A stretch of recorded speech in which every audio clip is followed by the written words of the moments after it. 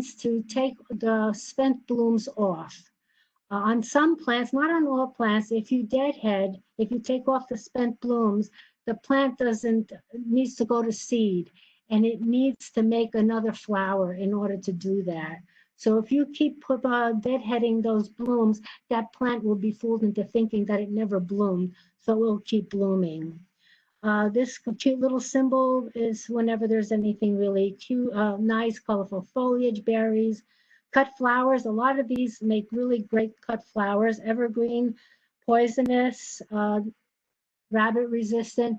I have some native plants here also because many people are very much into native plants, and we also have some that are native to our wonderful state, New Jersey. This is for the humidity that we have here in New Jersey. Drought tolerant. That doesn't mean that you can take a plant and just put it in the ground and just go walk away. You need to make sure you water it adequately until one day you take the plant and you see if it budges. If it doesn't, that means that it sent its roots into your native soil and it feels that it's at home, so it's established. And then it becomes drought tolerant. But before that, you need to water. Some plants cannot take any drought at all, and I have this symbol, and not too many plants, but there are some plants that don't like it dry at all. Wet feet, I have that problem. I have a high water table, so there are times where my backyard, lots of the yard is underwater. There's a layer, and I'm walking on a sponge, and many plants cannot take that. Just like humans, plants do not know how to take the oxygen out of water, so they drown and then they rot and go away. So some plants really enjoy wet feet. They don't mind it at all, but then there are others that cannot, and that's the big X there and the Grim Reaper. Wet is when like a bog or long periods of time like I have. Okay, easy care. All of these are pretty self-evident. Now, because a lot of people are from Ocean County, I know they have sandy soil.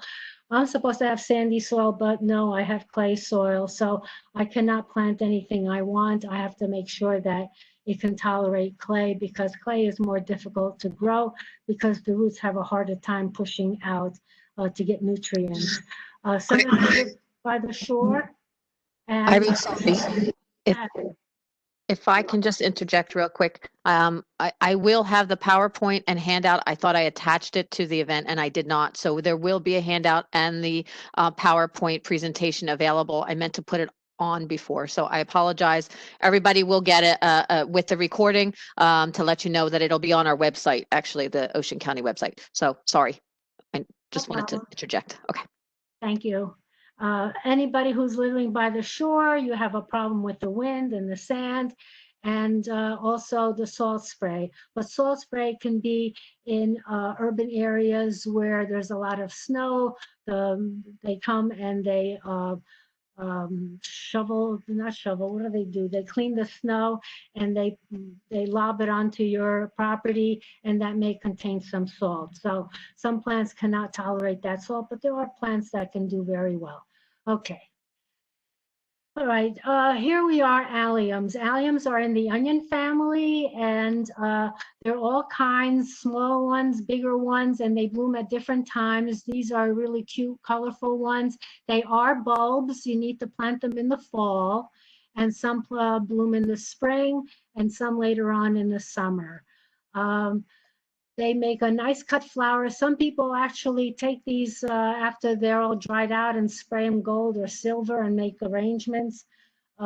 They do like a nice, rich, fertile soil, but they do not like wet.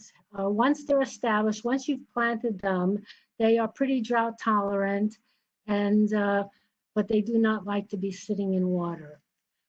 This is a cute little shrub. And what's nice about it is that it blooms the latter part of the season, August to September, when things are sort of, waning and pooping out, has these beautiful, fluffy blue, deep blue, like cobalt blue flowers, which you do not need to deadhead. And they're aromatic. The nose here The blooms are aromatic, and the leaves, even when they're not in bloom, are lustrous green, and they have a nice minty fragrance to them. Hence, the deer don't like that because they don't like anything that's really fragrant. They do like to have average or fertile soil, and you can grow them by the shore and even in containers. And those of you who like to prune, you can prune early in the spring because the blooms are on the new wood. So you're not going to be sparing yourself any of the blooms. This is yellow archangel Lamiestrum. This is the well-behaved sibling of that family. The usual yellow archangel spreads like crazy. I have, oh my God, it filled my area in the back. I have some in the front, spreads like crazy. However, this one is a very well-behaved. It has this wonderful silver checkered leaves and these beautiful yellow tuliped flowers that bloom in May to July. And the foliage is really beautiful. And what's nice is that it can take a good amount of shade. So even in a very shady area, they'll do very well. Besides that, you see that it is drought tolerant. This can be planted under trees because under a tree, you usually have root competition, the competition of moisture from the roots, as well as nutrients. Catmint, Walker's Low. You have no idea how many times I've recommended this plant when I was working at a garden center. When people would come in and say, I'd like a plant that I really don't need to water. I want it to bloom all season, and I really don't want to do anything for it. What do you suggest? So I always would suggest this plant. Of course, again, even though it's very drought tolerant, it needs to get established. So you need to water in the beginning. And Walker's Low is a very deceiving name. People thought that it would grow like 10 inches high, 10 inches wide, whereas it really grows up to 36 inches tall and wide. And it's named after a garden in England called Walker's Low. So that's where the name comes from. This plant blooms a long time. It has these wonderful silvery gray green leaves that have an aroma, and it looks like the blooms are sort of fading. You just give it a haircut, cut that off, and then you'll get a new flush of blooms in a week or two. Or if you don't feel like doing anything, what happens is the older blooms sort of lay on the side and new leaves come up and new blooms come up. This plant is such a wonderful plant that it was named 2000 Perennial Plant of the Year. And it has to be a super duper plant for an industry to name it as a perennial plant of the year. And if you're living by the shore, this is a wonderful plant. And you can see here that it's nice on a walk. It's a beautiful plant. It really is. Easy care. This is an anise hyssop. It's called hummingbird mint because hummingbirds just love this. And that's why I put the hummingbird there. And because it's an anise hyssop, it is edible. You can eat the petals, you can eat the leaves. It can grow quite tall. What's wonderful about this plant, besides the fact that it blooms from July to September and makes a beautiful cut flower, is it loves poor soil and sandy soil. So if you have a hot place that you don't know what to plant, you need to plant this and you'll just see those hummingbirds coming. And once it's established, it'll do very well. It needs that good drainage, as you can see. It hates clay, hence I cannot grow that plant. And it does very well by the shore. I will not always mention by the shore. You just look for these two symbols because I need to be moving along. Okay, another plant that I recommend when people want a plant that they don't have to do much with is Russian sage. This plant blooms from July until frost, no deadheading needed. It does need to get established in the beginning. And once it's established, you don't need to do anything. Tolerates poor soil, sandy, clay, whatever.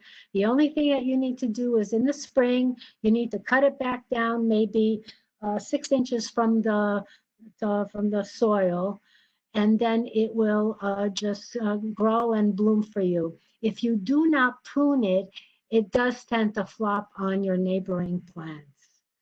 It's a really nice plant, and the great foliage has an aroma, which of course the deer don't like.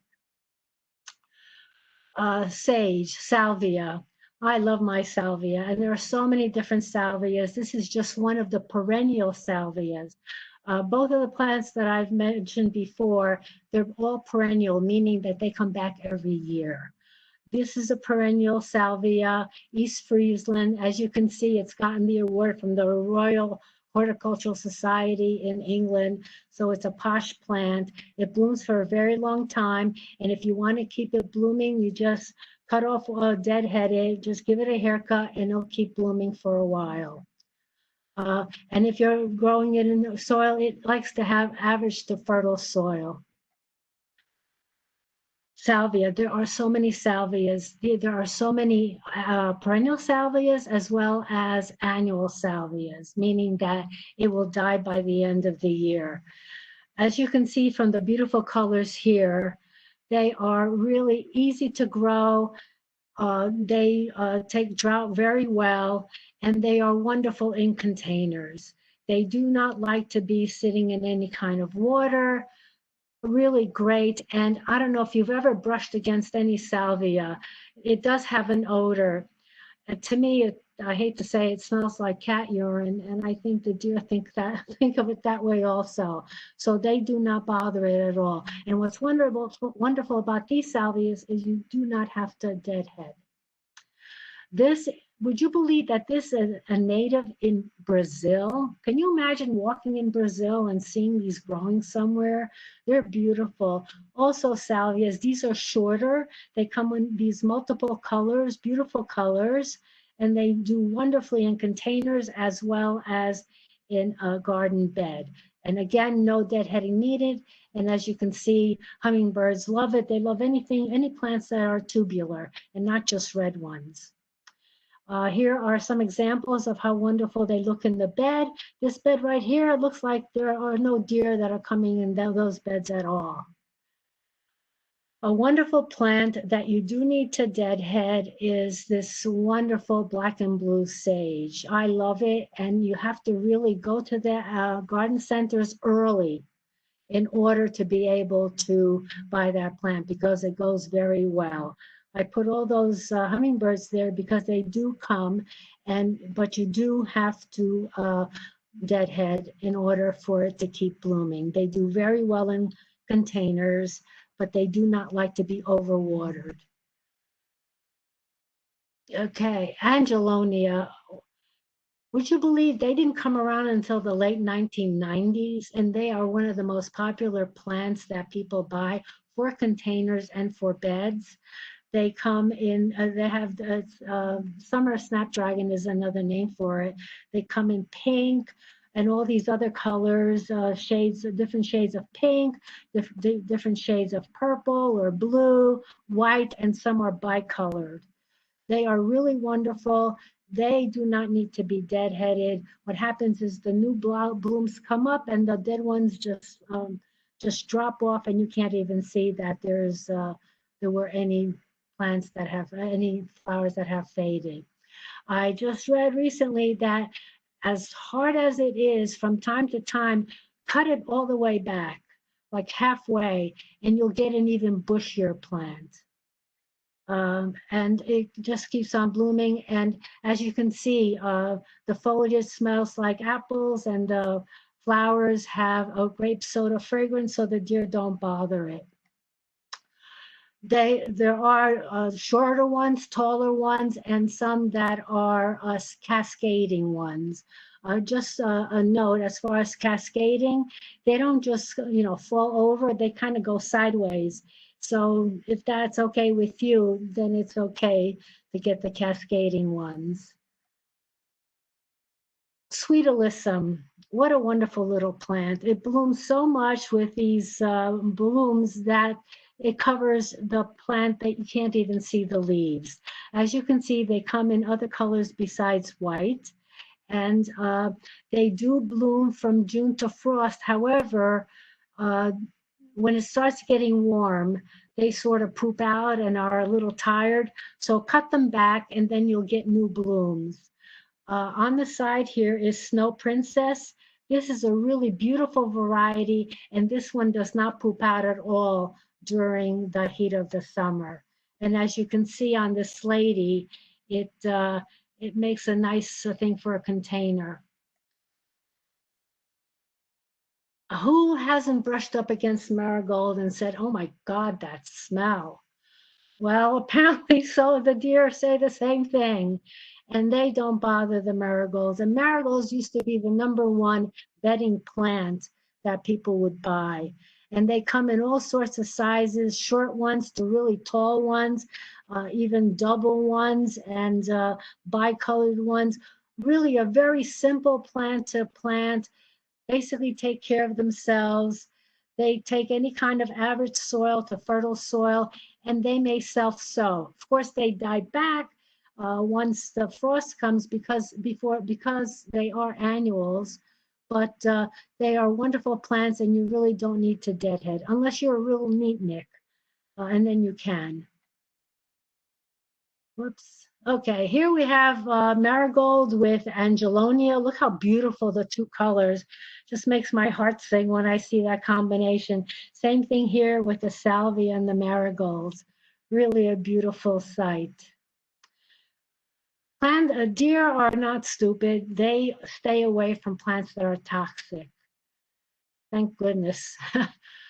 Most of my gardening for many, many, many years until some of those trees came down because of a storm was in the shade because I really didn't have any area to garden outside the lawn that my husband had. So I had to do a lot of shade gardening, which was a good learning experience. It was challenging, but there are so many plants that do so well.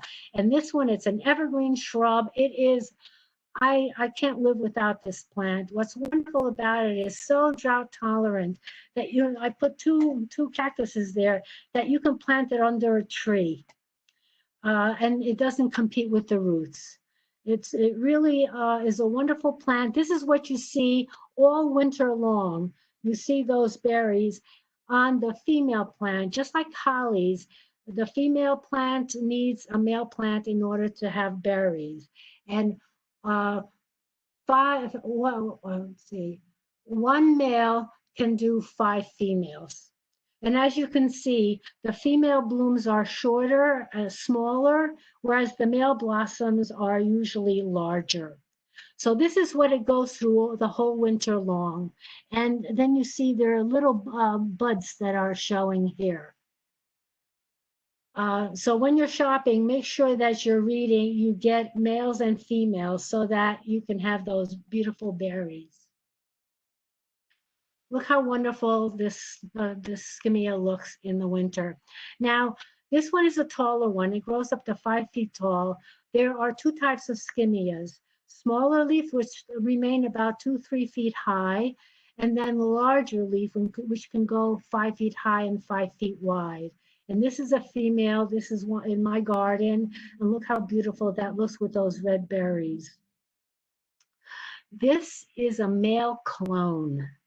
And this is what you see during the winter. It doesn't have the berries. It can be a pollinizer for the females, but these are the beautiful buds of this rubella that you see all winter long. And then in the spring, you'll see the blooms, very fragrant. And the deer, they don't bother them at all. So skimias are like my #1 plant if you have a shade garden. A #2 plant to have in part shade garden is Andromeda or Pieris. I love this plant. I have it all over. Deer don't eat it. This is what you start seeing in the fall. These are the buds on the plants. This has the red buds on a Dorothy Wyckoff, but usually you see them light like that. And then in the springtime, you get these beautiful lily of the valley type flowers that are very fragrant, and the pollinators just love it. It likes to have fertile soil. It can take any kind of soil, sandy or clay. And once it's established, I never water it. I don't do anything to it. It's just a wonderful plant. And there are others that have pink flowers, bicolored flowers.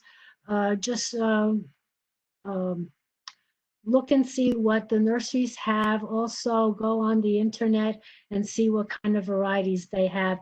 Usually, the ones that have pink flowers are the ones that have those reddish buds during the winter. And then those have also the new foliage that comes in the spring after they've bloomed. If you're standing back from them, it looks like poinsettias. They're nice and red and beautiful and stay like that for a while before the leaves turn green. Really a beautiful plant, no maintenance. I love it. It really is great. Hellebores. There is nothing like the hellebore. What a wonderful plant. It is the only perennial that is evergreen and blooms during the latter part of winter. This is what the blooms look like. And as the bloom fades away and goes into the seed, this is what it looks like, which makes it look like a flower. And that can remain until June, even July. Here are some of the colors. This is Orientalis, and this was chosen as perennial of the year. There are so many varieties. Beautiful plant, deer don't eat them, and if they're happy, they will self-sow. Now, I have here this sign that says do not disturb. The reason being that many plants that are drought tolerant usually are that because they have long tap roots. They send their roots way, way down where there's more moisture. And that's what makes them drought tolerant. So if you want to move them, you have a hard time if to get that whole taproot. And if you don't get that whole taproot, you may not have the plant that's living if you move it someplace else. But if it's there for a few years, it will self-sow. And this plant gets really high, up to 24 inches high and wide. It almost looks like a shrub. Really a beautiful plant. And here are some of the different flowers, the different blooms that they have. Some of them are double. They almost look artificial. They're that beautiful. And they're nice in containers too. Why am I okay? Daffodils. Daffodils are one of the only bulbs that the deer don't eat because they are toxic. They have to be planted in the fall. There are so many varieties. The colors range from white to yellow, orange, pink, salmon color, really beautiful. Some are as tiny as 6 inches tall. Some are taller. They bloom. They have different ones that some bloom early in the season, some mid-season, some later season. So you can have a whole succession of blooms of these wonderful daffodils. Another plant that blooms in the spring and is this bleeding heart. This is a native of Japan, and it gets as big as a shrub, 36 inches, and it has these beautiful bleeding hearts that hang around for quite a long time. Now you see the word ephemeral here, which means that it is fleeting. It does not stay there. That doesn't mean that it won't come back next year. What it means is that the whole top dies back, so you don't see any more leaves, but there are roots there. So when you're planting these in your garden, make sure that you plant plants that are in front of it so that you don't see the dead area when you're looking into your garden bed. They will self-sow. Really nice. There are white ones. There are even some that have gold foliage, which is really beautiful. And as I said, they're ephemeral, just like the daffodils. Daffodils are ephemeral too. The top dies back, but they come back the next year.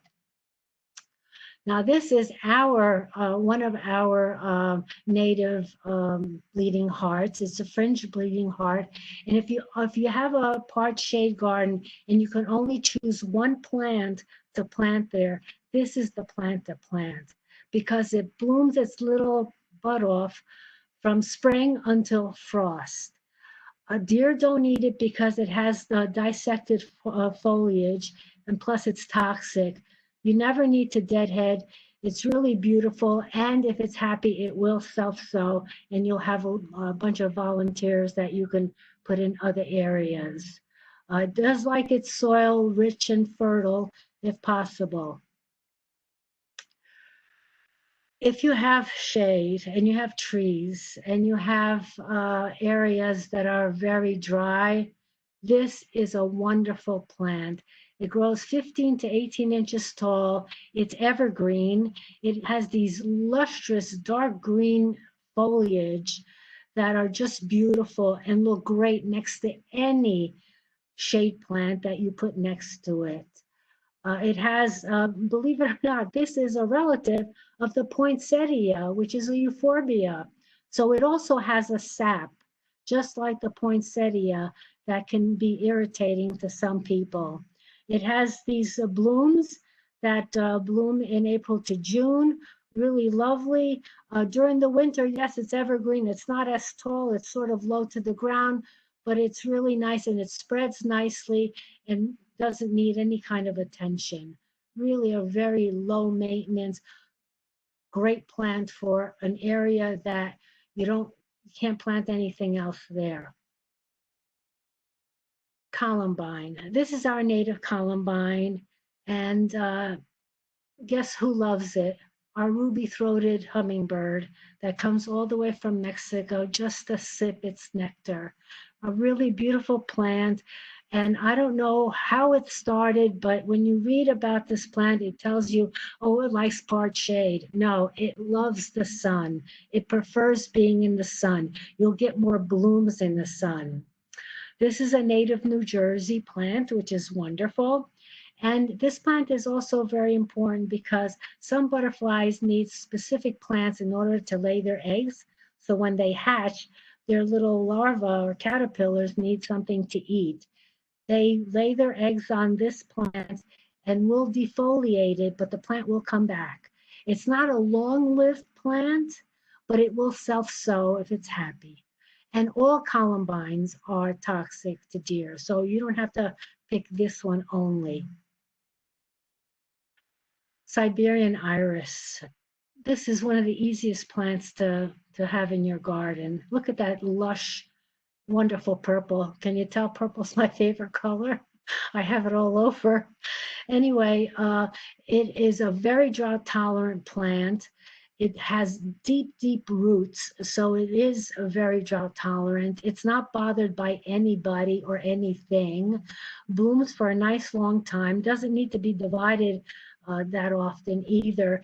And not only can it be drought tolerant, it can also stand wet areas. In fact, I have some in areas that are underwater sometime during the spring. They're very soil tolerant, and because of their deep roots, they're great for erosion control, like on a slope. Bearded irises, aren't they luscious and so aristocratic? They're so beautiful. They're wonderful. Deer don't like them. Their leaves are these beautiful lush blades that are great architectural points in your, like exclamation points in your garden. And what's wonderful with these bearded irises is that there are rebloomers, which means not only will they bloom in the spring, but they'll bloom in the fall too. My first one is Immortality. Beautiful, beautiful, pure white blooms. They bloom for a nice long time, and then again in August or September. And here are others. If you go online, you'll see that there are many rebloomers. So if you're going to buy a bearded iris, why not buy one that's going to bloom for you more than once? Helenium, sneezeweed. What an awful name. Another name is Helen's plant, but I didn't have room on this slide to put that there. Helenium is a wonderful plant to have because it starts blooming during the latter part of the summer when things are dying back in your yard and your garden looks a bit tired. Usually the heleniums come in yellow and oranges. various shades, but this one is a nice red one. It blooms for a nice long time, July to September, can stand wet, can stand dry. I mean, what this plant can stand is like basically everything, and the deer don't like it. So this is a wonderful plant to have. Lobelia. This is another one that people tell you, oh, it likes part shade. No, it really likes more sun. Whenever you see that there are two sun and part shade, the first one is usually the one that the plant prefers. The other one is it will tolerate. With more sun, the plants will have more blooms. With less sun, there'll be fewer blooms. What's wonderful about this plant, you can even grow this in a pond. It loves wet. But just because you don't have wet, it will grow well in your ordinary soil. It doesn't need to be constantly watered.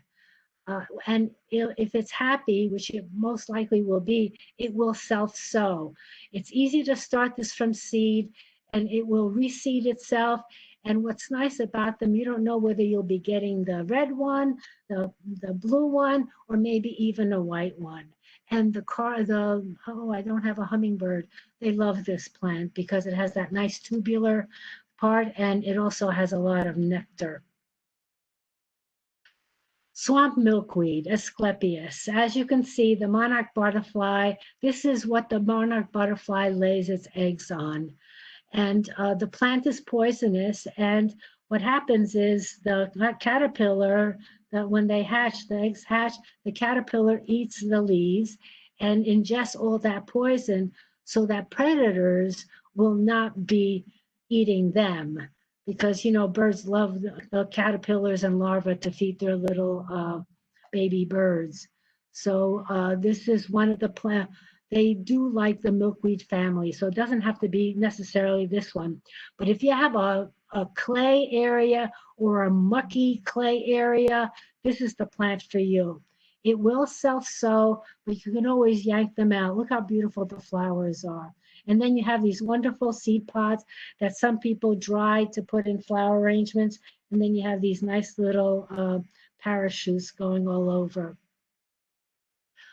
This one, if you have a very dry, poor soil area, this is the butterfly weed for you. This is the Asclepias for you to get. It was chosen as perennial plant of the year for 2017. This also, do not disturb, because it has a long taproot, which makes it drought tolerant. When you have it, it may be slow to establish, and when you do have it, it's one of the last perennials to come out of the soil, to start. You don't see the leaves for a while, and you think, "Oh my God, it died on me." No, just wait a bit longer, and it'll come up, and then you have these wonderful blooms. Now, if you see these little bugs on them, don't be afraid of them. Just hose them off. They do not bother the plant at all. They look unsightly. Just take a hose and just hose them off. You don't have to spray them. And this also has the same type of seed pod, and the monarch loves this too. But this is not only a nectar plant for the monarch, it's also nectar and food plant for other butterflies as well. Diamond frost euphorbia. I love this little plant. It looks so dainty, but man, it's not dainty at all. It's a wonderful little annual that just keeps blooming its little head off from June until frost. A beautiful plant to put in containers. Here you can see in a garden bed. And this is one way to keep the deer out of this garden. And this is again in the euphorbia family, so it has that sap. Like the poinsettia.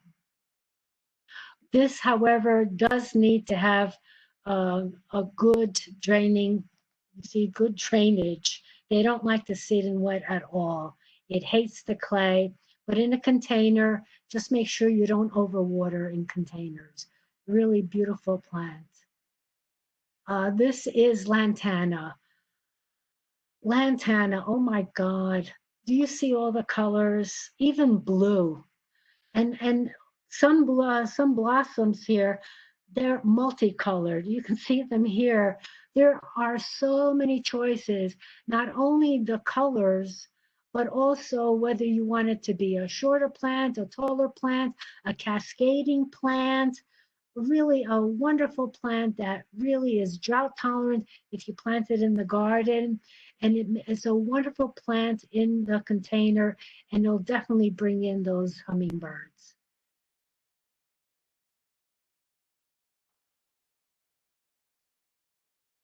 I have a hard time with forwarding here.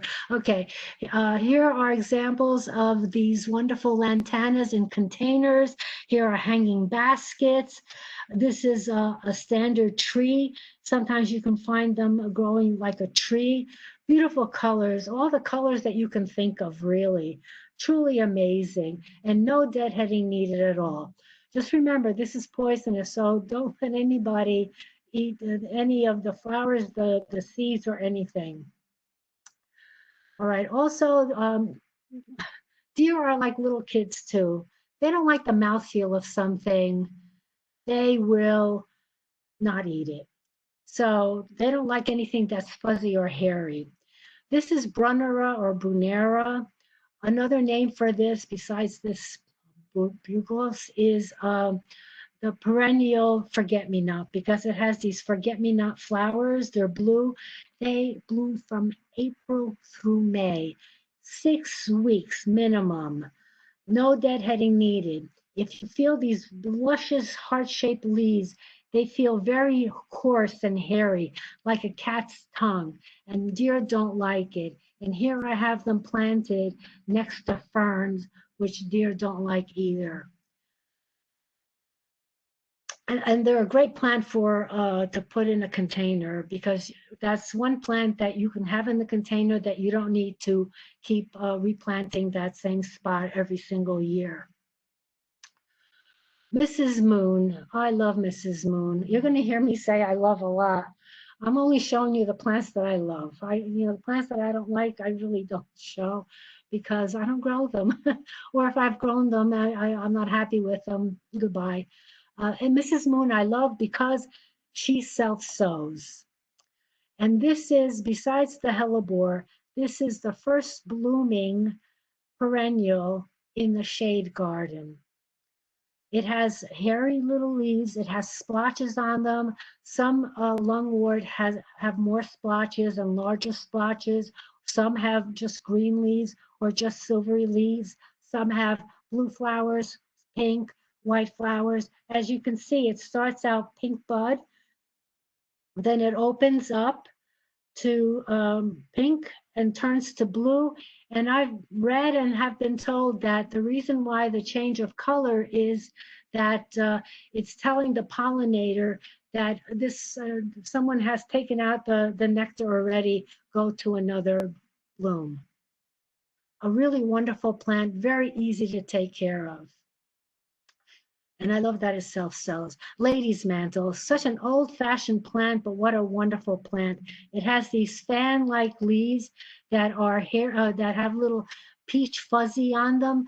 So whenever there's any water, they sort of look like little pearls on there. Beautiful plant. They don't mind having wet times. This is a close-up of the blooms. It's like baby's breath. Really beautiful plant. It may self-sow, dries very well, easy to take care of, and makes a wonderful ground cover. Lamb's ear, you can see how hairy those leaves are. So deer don't like them at all. And unfortunately, there are some people who don't like the blooms either. So many people just cut off those blooms because they feel that it takes away from the beauty. The wonderful thing about lamb's ear is it tolerates everything and anything except sitting in wet soil. It is no care. It even lives through my ivy in a shaded area. So it's really a great plant, easy plant. Kids love that plant. It's a very long-lived perennial, beautiful, and gray is always nice in the garden among all those nice colors. Dusty Miller. Dusty Miller is a wonderful bedding plant that sometimes overwinters quite well, and then you may have blooms. Uh, Dusty Miller, the reason why it's gray is because the leaves are really green, and it's the little hairs that make that plant look gray. Look how beautifully dissected the leaves are. And gray or whitish or silver, whatever color you want to call it, look how beautiful it looks among all these very strong colored plants. It sort of lets the eye rest. Really beautiful. And the thing that's nice about them, besides the fact that they're great in containers, they're great in garden beds, and they have different varieties, some that have leaves that are velvety, this crushed velvet, and have no dissection or hardly any, and then some that are really lacy. And here is a wonderful no deer type of bed with salvias and a Dusty Miller, so no deer is going to be chomping on that. They like really average to fertile soil. Usually plants that are gray like to have infertile soils. However, this one likes their soil to be average or fertile, not poor. Ageratum. What a wonderful little plant. This also has been around for quite a while. And this was the plant that people would plant if they wanted to have a true blue annual in their garden bed. It does well in containers, does well in a garden. However, as you can see, this plant does not like to be dry, but it doesn't like to be soaking either. So it has to be like a happy medium that you reach for them to do well. Okay. They also, deer don't like the mouthfeel of fine needled and finely dissected foliage. Here is an evergreen shrub. It's a tiny cutie that doesn't get any bigger. Well, it's very slow growing. It starts at about 12 inches and it takes about 10 years for it to get to, I made a mistake. That's supposed to be 24 inches by 24 inches. Really very nice. It's gold with a reddish tinge. New growth comes in sort of like a reddish tinge. And then when it starts getting cooler, it also goes into that nice reddish color. No pruning is necessary at all because it just stays a nice shape. This is a wonderful perennial. These spires are made of tiny little buds, hundreds and hundreds of little buds, each a flower that open up successively, no, in succession until it reaches to the top. A really beautiful plant. This one is bridal veil. It's a nice little pyramid shape, and it has a nice little angle on the top. The foliage is beautiful green. They don't like that kind of dissected foliage. Ferns, any kind of ferns are great. Everybody knows this plant, Japanese painted fern. This plant grows everywhere and anywhere and really does very well. It's very hard to kill this plant. It doesn't even mind being wet. As you can see, look how beautiful it looks next to this plant that is dark foliaged. More ferns. We have lots of natives. These are wonderful plants to put in containers too. So that's one less plant you need to plant. Yarrow is poisonous, but also it has the ferny and aromatic foliage that deer don't like. These blooms are nice pink, lipstick pink and kissed with a little bit of white. They bloom for a long time. As you can see, the blooms are quite large, anywhere from 2 to 4 inches high. Really beautiful. And if you deadhead, they'll keep blooming for a long time.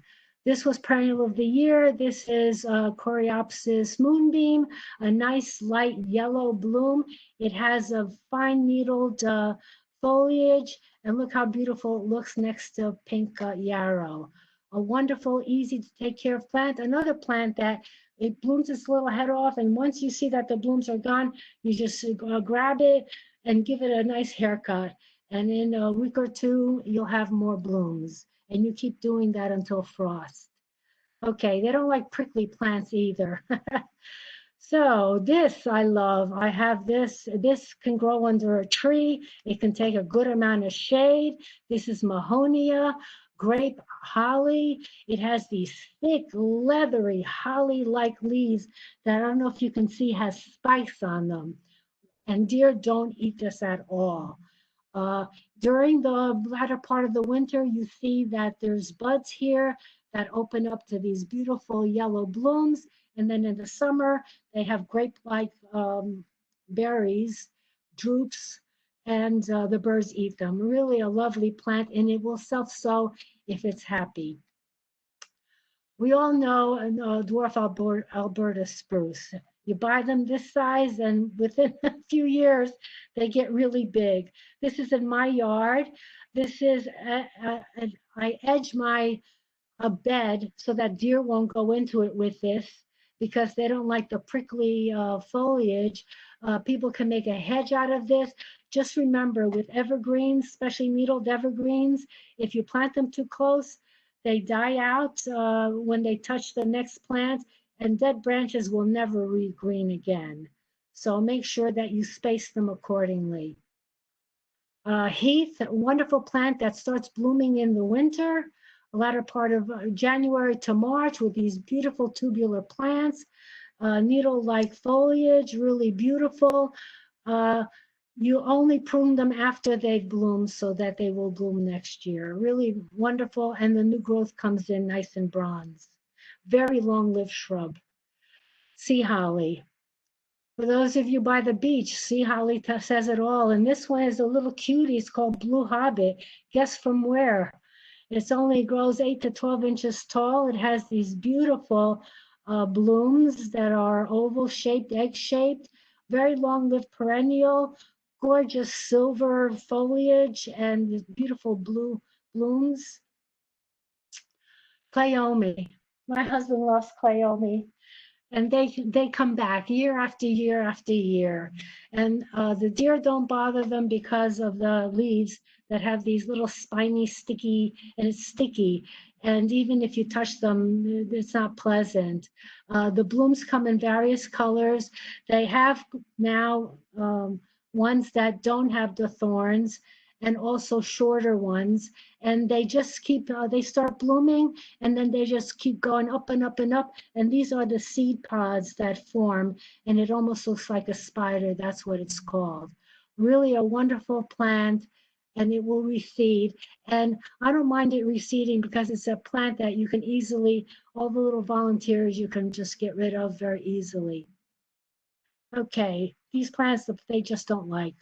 This is a wonderful evergreen false holly, goshiki, which means 5 colors in Japan. The new leaves, they start out with a reddish, pinkish color. There's cream splotches, 5 colors. They have wonderful aromatic blooms in the fall, really outstanding. And grows to be 6 feet high. Mine, I think, is about 8 feet high, really nice. Spirea, they don't like spirea.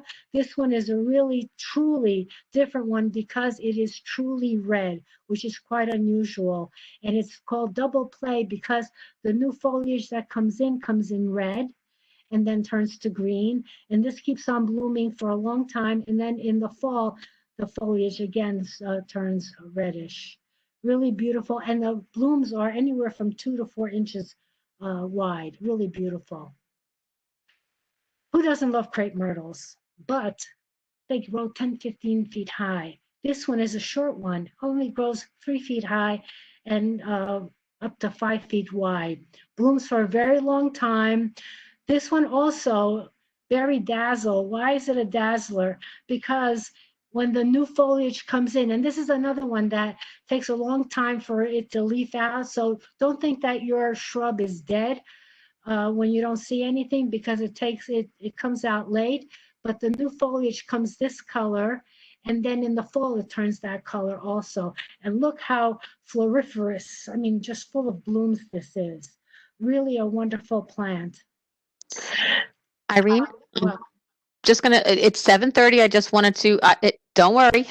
I know you still have a lot and you were doing wonderful. No worries. I just want, if anybody has any questions or has to leave, just type your question in or send me your email and we can converse after. But I am recording the program, so we will have it available probably on Friday, hopefully by Friday on our website, and we'll send out the link.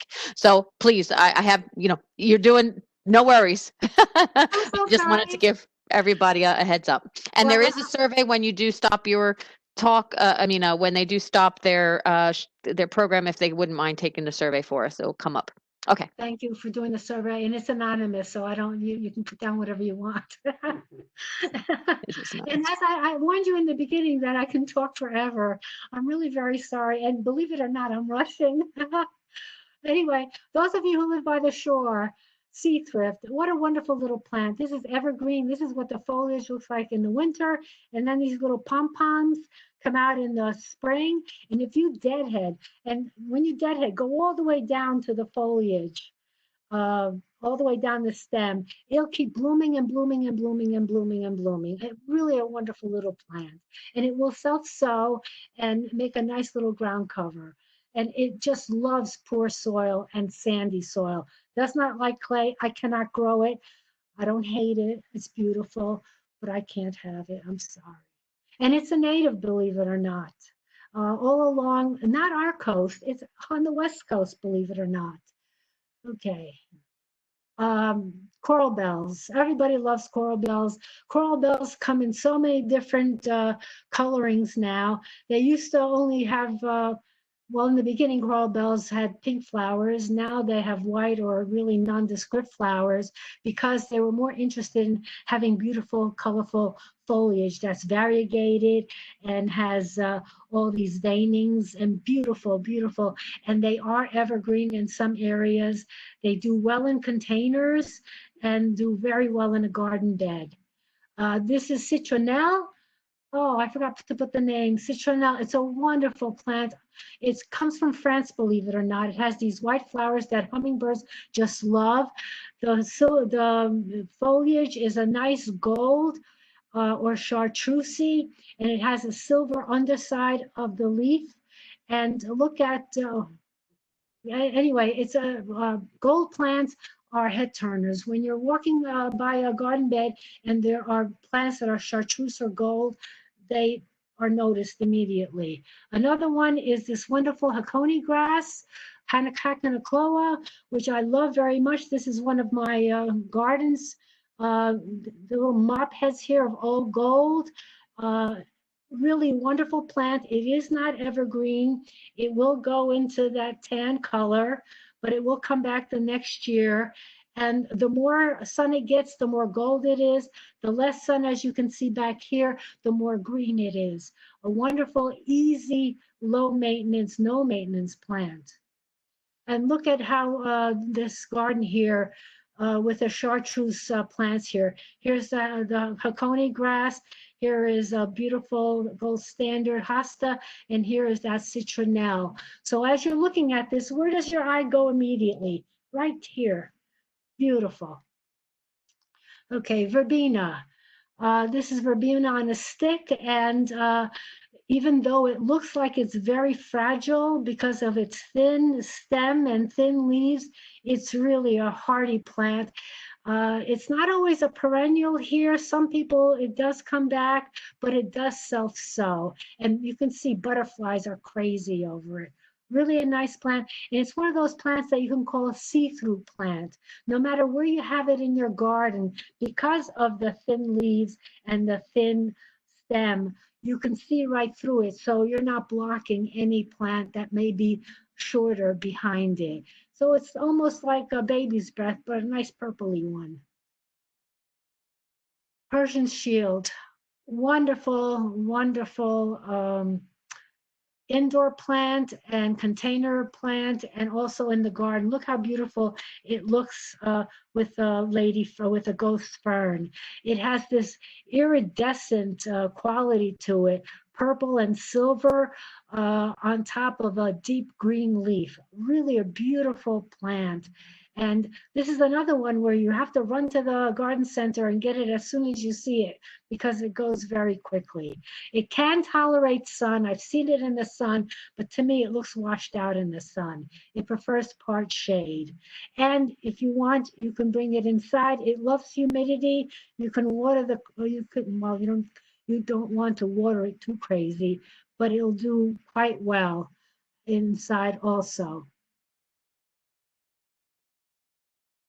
Ornamental peppers in the garden or in containers, really beautiful. Look at the gorgeous foliage, the colorful little peppers. They're edible. Some of them taste okay. Some of them are hot, really, really hot. Deer don't like that. And look at this one. Look how gorgeous that is. Begonia. Begonias have been around for God knows how long. I'm trying to remember. It's also it's a native plant. I think of Brazil also, or somewhere. I wish it were a native here, but it's not. But it's so easy to grow. You can sow seeds and grow it yourself, or it's easier to buy them in cell packs and just put them in your garden or in your container. They're beautiful in hanging baskets. They have waxy leaves and succulent stems. This is a close-up. They come in 4 different colors, the blooms, and the foliage can be either green or dark. Really beautiful. As you can see, this person just loves them, and look how wonderful they look under these trees. And then here as a border, really a wonderful plant. Does like to have fertile soil though. Okay, unpalatable annuals. I can't do any more because time constraint, but celosia or coxcomb, there are different types. Some are short, some are taller, some are plumes, some are, they look like brains. Really look beautiful. Look how wonderful they look in this container. This container is totally deer resistant. Cosmos are wonderful. Zinnias are supposed to be deer resistant, but I just heard the other day from a master gardener that they ate his zinnias. He was surprised. So, deer are funny. They eat stuff in some places and not in other gardens. Okay, unpalatable plants are also ornamental grasses. They are wonderful. They are low maintenance. They don't really need good soil. You don't have to worry about anything after they are established. This is what they look like in the spring, summer. Look at the different inflorescence or blooms in the fall, in the winter, really wonderful. This one is Carl Foster. You see it all over because it's one of the first blooming ones. It's also very erect, even in the wintertime. A wonderful plant, well behaved, does not self-sow, was perennial of the year 2001, can take all of this, the heat, the drought, water, wet, wonderful plant. This is at Rutgers. Look how it looks during the winter. Isn't that gorgeous? Our own panagrass or panicum, really a wonderful plant. We have some native to our area. They have these beautiful blue-green foliage. This is what they look like in the spring. This is different varieties. This is what their blooms look like. Look how gorgeous. It starts out pinkish like this, silvery, and then turns to tan in the fall. This is North Wind. This was perennial of the year. Oh, I don't have the sign. I forgot what year. But look how it's very upright. It came from, I think, Wisconsin, one of those cold states up north. Look how it stands up to the winter ravages. Really a nice plant. Oh, boy. Okay, so remember, each herd eats differently. What they eat at my garden, they may not eat at yours. So you need to experiment. And you have to be flexible. And you have to be patient with whatever techniques you use. So if something stops working, tweak it and do something else. There's a great fact sheet from Rutgers. Again, some of the plants that deer aren't supposed to be eating on that list, they eat in my garden. But, try those plants and see if it works out for you. And remember, they don't know how to read. Now, I have to leave you with this. There are so many people that have accidents uh, because of deer. And if you're ever driving, especially twilight hours, either early morning or early evening, you have to be very careful because there are deer, and you may see glowing eyes on the side of the road. You may see one. There's never just one, there's more than one. So you need to slow down or stop if needed when you see the deer and just let them do their thing. Do not flash the headlights. That saying, deer in the headlights, guess where it came from? So don't flash your headlights. Just let them go. And also, if you cannot avoid a collision, don't swerve. Brake. Brake, but don't swerve. And let up on the brakes just prior to impact. This allows your vehicle to go over the deer rather than the deer going through your windshield. Really very important, because our instinct just tells us, our reflexes, swerve. Don't. Try not to swerve. Brake and then get off the brake. Okay, thank you for your kind attention. I am so sorry I went over. Oh, God. Anyway, any questions? We get everybody leave. No, you're good. Actually, you have 61 still on. So I want to thank everybody for coming through. Great job. There is Adrian, if you can put your email in there, I will email you more about the moss. We're trying to answer questions, and I'm not sure how everybody sees the questions or the answers. So I want to just say thank you, Irene. You are always a fountain of information, and it is just so much. I love it. I just love it. I could talk plants all day, as Patty knows.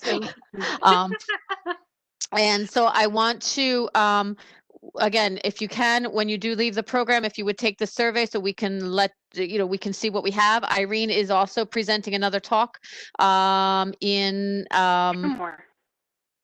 I'm sorry. Oh, two more. Sorry. Yes, I know we're doing seashore gardening in August. And I forget the third one or the second one. Winter interest. Thank you. I forgot. Sorry, Patty was setting those up. So we will have Irene back for an encore and then some.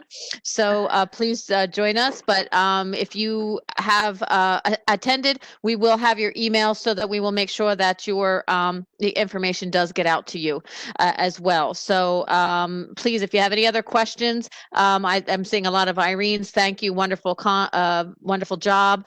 Appreciate the suggestions, lots to choose from in case you can't find something.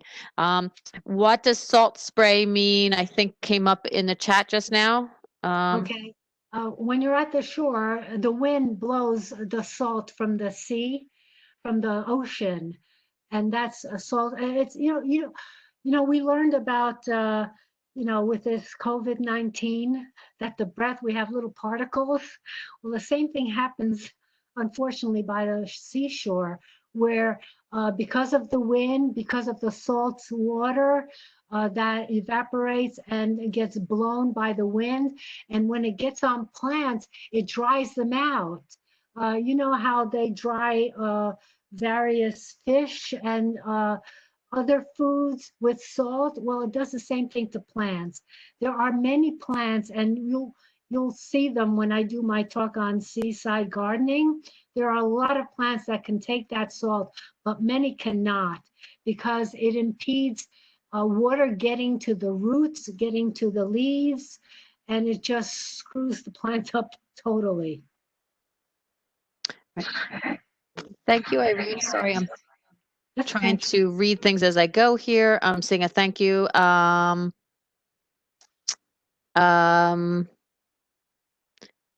Okay, the poll should be coming up. It should pop up in your browser. Just great. Yes, great. I'm trying to say wonderful presentation. Do not deeply regret not having the handout ahead. Sandra, that was my fault. I thought I put it on the event and I forgot to attach it. So we will definitely get that out to you guys. And you can review it. And then you can also review the recording. I did miss the first 10 minutes. I'm sorry, but you did get an extra 10 minutes. So that's a plus. So we will have your information. Do deer eat hydrangeas? Yes, they are not. Hydrangeas, hostas, daylilies, any kind of lily is fair game. So definitely don't plant those. And just like us humans, they like buds. You know how people like those tiny little carrots and those tiny little zucchinis and buds? They do too. They love any kind of new growth because it's more succulent and tender. Yes, yes. So I want to thank everybody still that stayed on.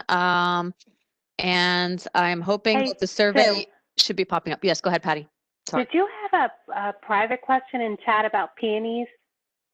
Not a, well, maybe it was, I guess it was yes.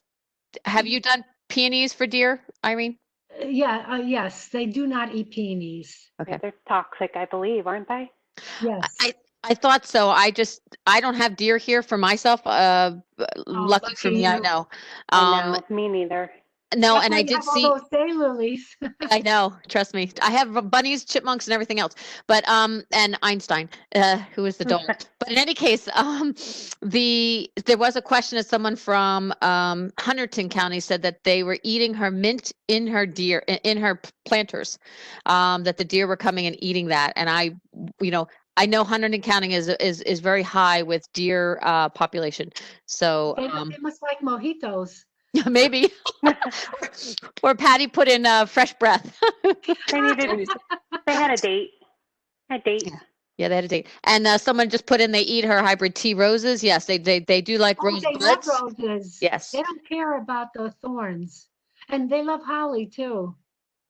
And somebody just put in the chat, is there any companion plants that you would put with tomatoes to keep the deer away?